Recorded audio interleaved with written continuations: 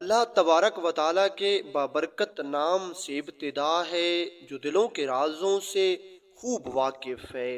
السلام علیکم دوستو، welcome on S G A stories. دوستو، بیان کیا جاتا ہے کہ کسی علاقے میں 3 تاجر دوست رہتے تھے۔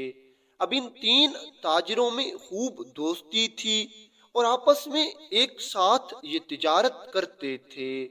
یہ اکثر اوقات تجارت کی غرض سے اپنے علاقے کو چھوڑ کر دوسرے علاقے میں سامان تجارت خریدنے جاتے تھے اور ہمیشہ یہ تینوں اکٹھے سفر کرتے تھے۔ دن گزرتے گئے اور ان کی دوستی مزید گہری ہوتی گئی۔ کئی سالوں تک ان کی دوستی چلتی رہی۔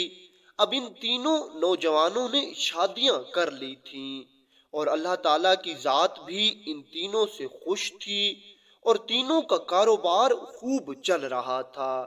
اب ان تینوں میں سے ایک تاجر ایسا تھا جو دونوں میں عمر سے بڑا تھا۔ عمر میں بڑا ہونے کے ساتھ ساتھ یہ تاجر ان دونوں سے زیادہ دولت مند بھی تھا۔ اگرچہ ان دونوں کے پاس دولت کی فراوانی تھی اور ضرورت کی تمام آسائشیں ان کے پاس موجود تھیں، لیکن پھر بھی تیسرے تاجر کے پاس پہلے 2 تاجروں سے دولت کچھ زیادہ تھی۔ عمر میں بھی یہ تیسرا تاجر ان دونوں سے بڑا تھا، لیکن اللہ تعالیٰ بہتر اور خوبصورت فیصلے کرنے والی ذات ہے۔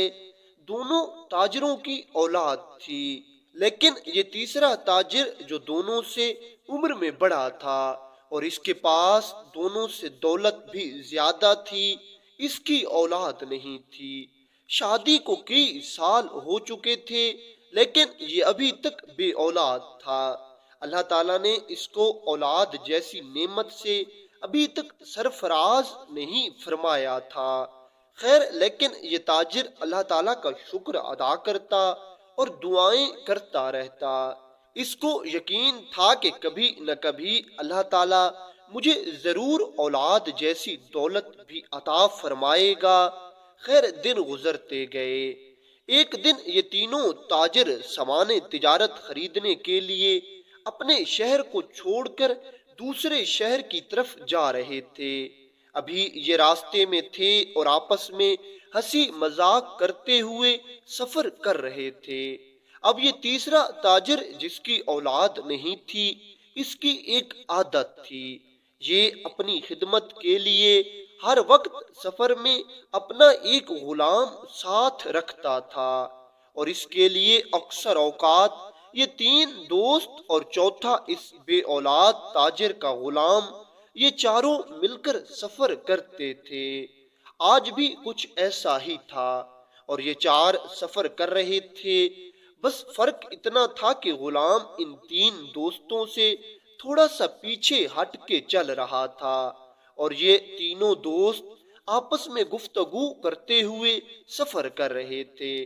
اب چلتے چلتے یہ تینوں دوست ایک ویران جگہ پر پہنچے اور انہوں نے سوچا کہ کچھ دیر ہم یہیں پر آرام کر لیں، کیونکہ یہ جانتے تھے کہ جس جگہ پر یہ موجود ہیں اس سے تھوڑی ہی دور ایک پانی کا کنواں ہے، اس لیے انہیں پانی کی کوئی فکر نہیں تھی۔ یہ راستہ پہلے بھی ان کا دیکھا بھالا تھا اور یہ جانتے تھے کہ یہی جگہ مناسب ہے کہ ہم یہاں پر قیام کر لیں۔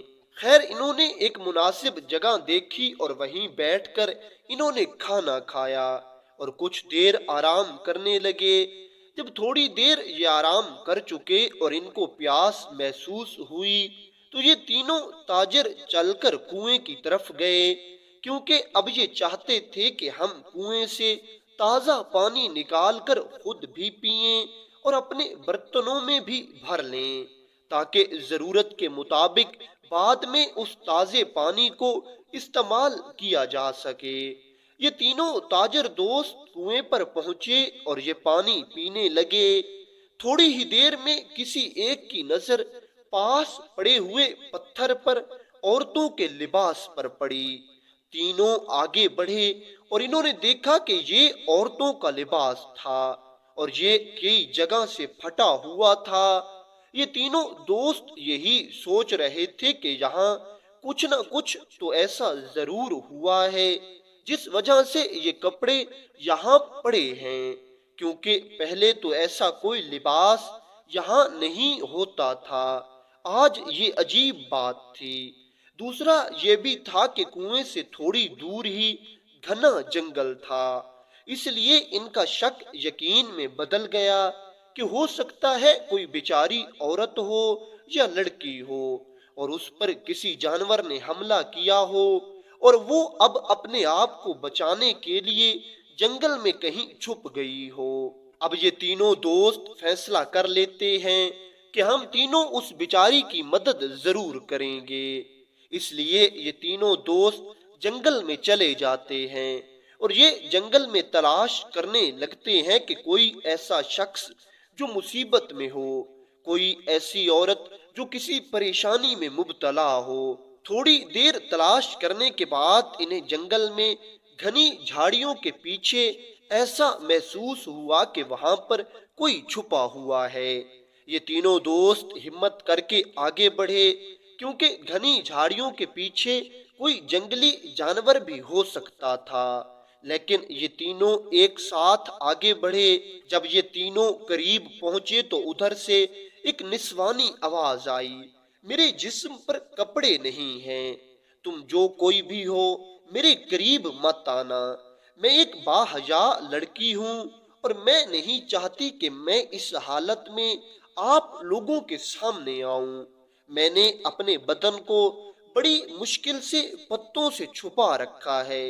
اتنا سنتے ہی تاجروں نے اپنی اپنی چادریں اتار کر اس نسوانی آواز کی طرف پھینکی۔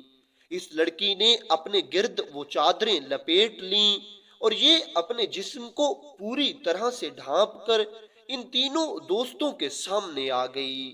اب یہ تینوں دوست اس لڑکی کو دیکھ کر حیران رہ گئے، کیونکہ یہ لڑکی بہت ہی خوبصورت تھی۔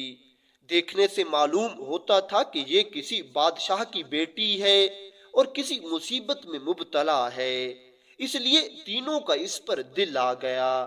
پہلے تو یہ تینوں سوچنے لگے کہ ہم اس سے شادی کریں گے، لیکن پھر مسئلہ یہ تھا کہ آخر کون اس سے شادی کرے گا۔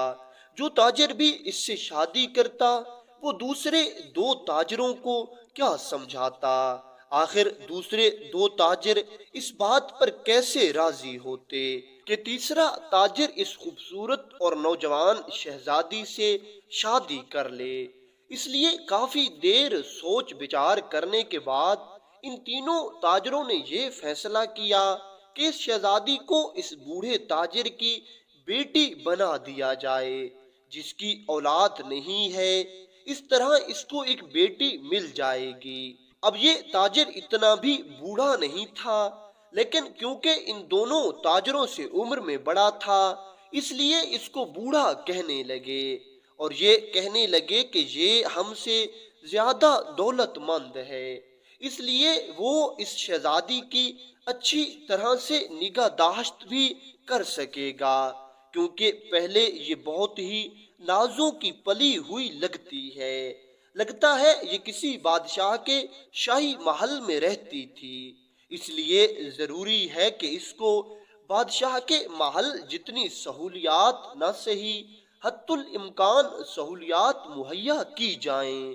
تینوں دوستوں نے آپس میں مشورہ کیا اور یہ بوڑھا تاجر اس بات کے لیے مان گیا کہ ٹھیک ہے، جیسا تم چاہو میں ویسا کرنے کے لیے تیار ہوں۔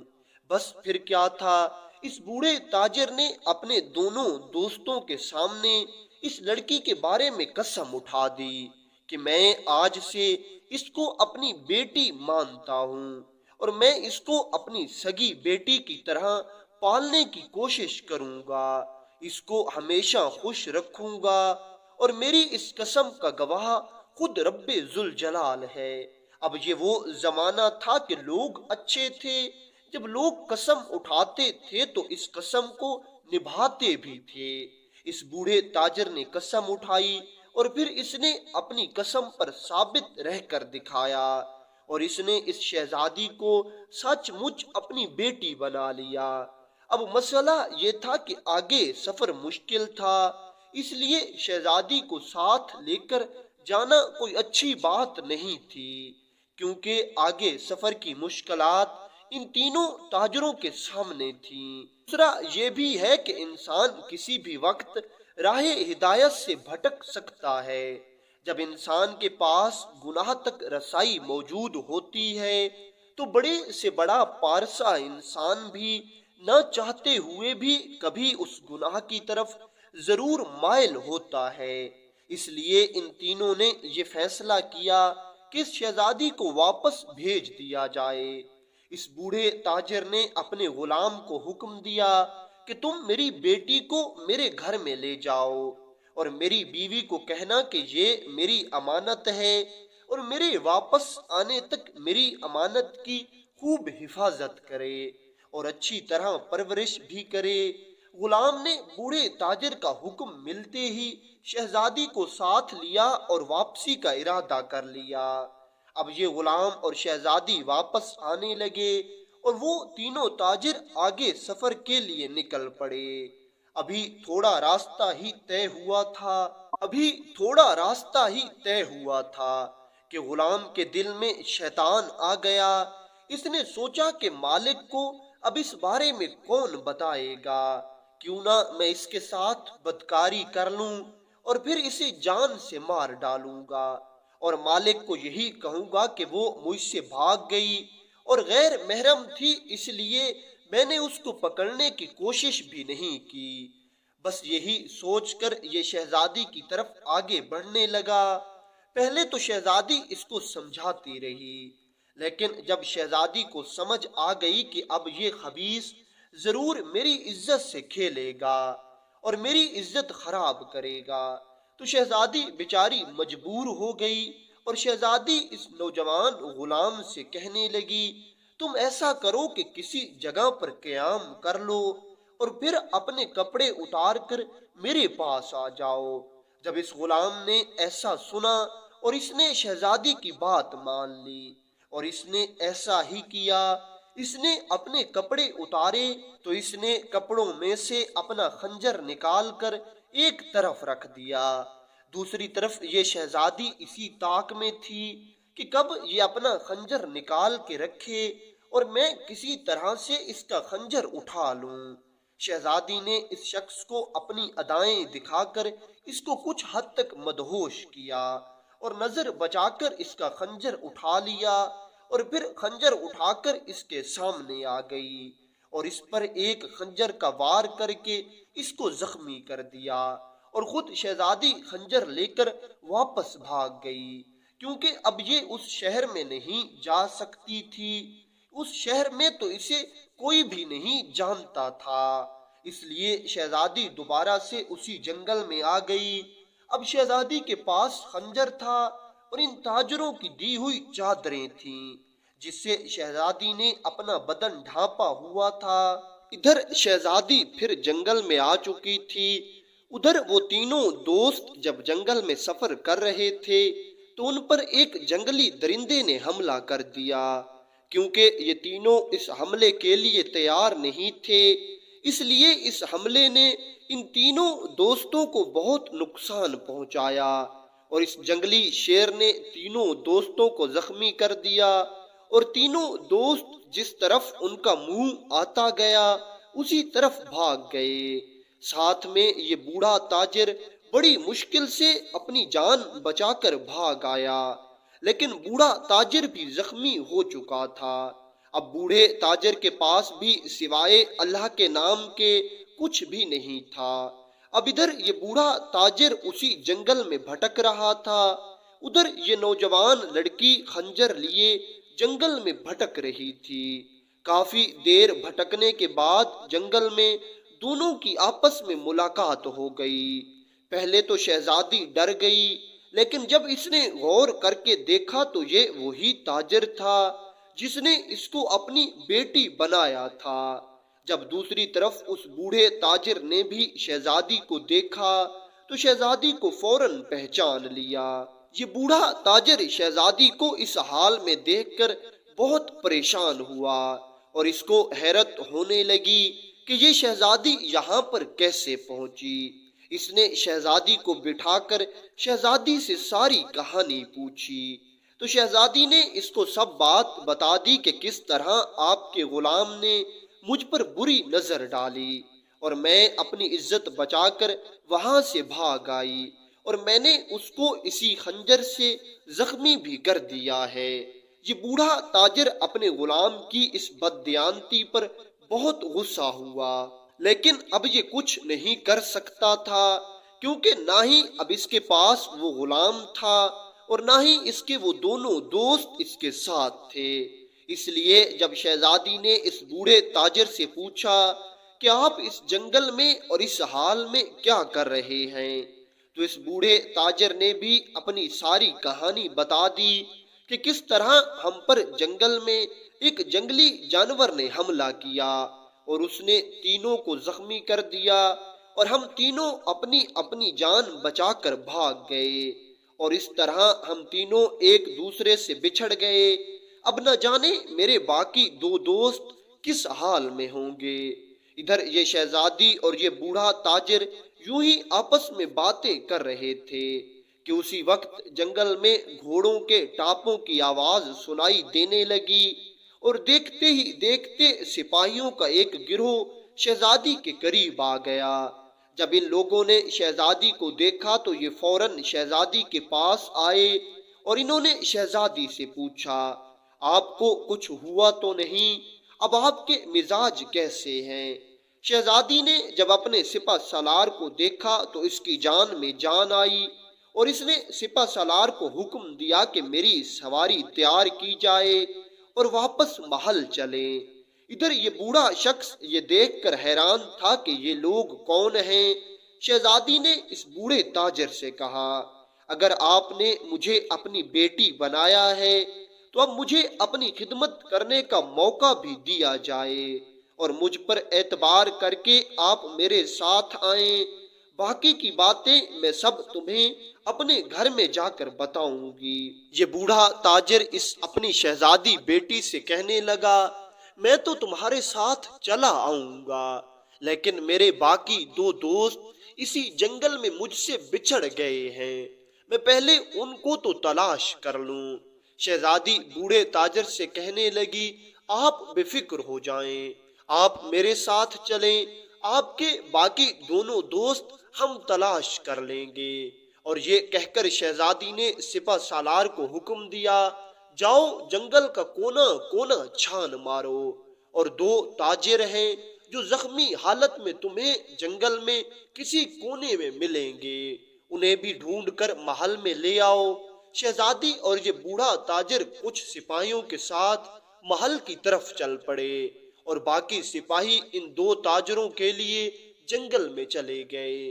شہزادی اور یہ بوڑھا تاجر جب محل میں پہنچے تو شہزادی نے اپنے باپ بادشاہ سے کہہ کر اس بوڑھے تاجر کی خوب خدمت کروائی اور ساری بات اپنے باپ بادشاہ کو بتا دی کہ کس طرح اس نے مجھے اپنی بیٹی بنایا اور کس طرح یہ مجھے عزت سے اپنے گھر بھیجنا چاہتا تھا، لیکن اس کے بددیانت غلام نے میرے ساتھ گناہ کرنے کی کوشش کی اور پھر میں اس سے اپنی عزت بچا کر واپس بھاگ آئی اور پھر جنگل میں کس طرح مجھے یہ تاجر واپس ملا اور پھر میرے سپاہی اس کو بھی میرے ساتھ لے آئے اور ساتھ میں شہزادی نے اپنے بادشاہ باپ کو اس کے دو دوستوں کے بارے میں بھی بتا دیا اور یہ بھی بتایا کہ میں نے سپاہیوں کو انہیں تلاش کرنے کے لیے بھیج دیا ہے، سپاہی آتے ہی ہوں گے۔ بادشاہ نے جب یہ سنا تو بادشاہ اس بوڑھے تاجر سے بہت خوش ہوا اور اس نے اس کو شاہی مہمان کے طور پر کچھ دن رہنے کو کہا۔ ابھی بادشاہ اور یہ بوڑھا تاجر اور شہزادی آپس میں یہی باتیں کر رہے تھے کہ سپاہی ان دونوں تاجروں کو محل میں لے آئے۔ جب تینوں تاجر دوست آپس میں ملے تو تینوں بہت خوش ہوئے، تینوں ایک دوسرے کو گلے لگا کر کافی دیر تک روتے رہے۔ اب تینوں دوست اکٹھے ہو چکے تھے اور تینوں دوست شہزادی کے محل میں تھے۔ اس بوڑھے تاجر نے ساری کہانی اپنے دونوں دوستوں کو بتا دی کہ لڑکی شہزادی ہے اور ہم اس محل میں موجود ہیں۔ اب یہ دونوں کچھ دنوں تک وہیں بادشاہ کے پاس رہے اور مہمان کے طور پر دن گزارتے رہے۔ اس شہزادی اور اس بادشاہ نے ان تینوں تاجروں دوستوں کی خوب خدمت کی، اور پھر کچھ دنوں کے بعد بادشاہ نے ان کو قیمتی تحائف دیے، اور یہ تحائف دے کر انہیں سپاہیوں کے ہمراہ اپنے علاقے میں پہنچا دیا۔ یہ تحائف جو بادشاہ نے انہیں دیے تھے اتنے قیمتی تھے کہ انہیں اب دوبارہ تجارت کے لیے جانے کی ضرورت نہیں ہوئی، اور انہوں نے سوچ لیا کہ اب ہم یہیں پر اپنا کوئی کاروبار کریں گے۔ یہ تینوں دوست پھر اپنے اپنے گھر چلے گئے، اور تینوں نے اپنے خاندان والوں کو ساری بات اور ساری کہانی سنائی، اور پھر یہ تینوں دوست یوں ہی تجارت کرتے رہے اور ایک ساتھ رہے۔ کچھ عرصے بعد اللہ تعالیٰ اس بوڑھے تاجر سے راضی ہوا، اور اس کے ہاں ایک بچی کی پیدائش بھی ہوئی، اور اس نے اس بچی کا نام اسی شہزادی کے نام پر رکھا، اور پھر سب لوگ خوش رہنے لگے۔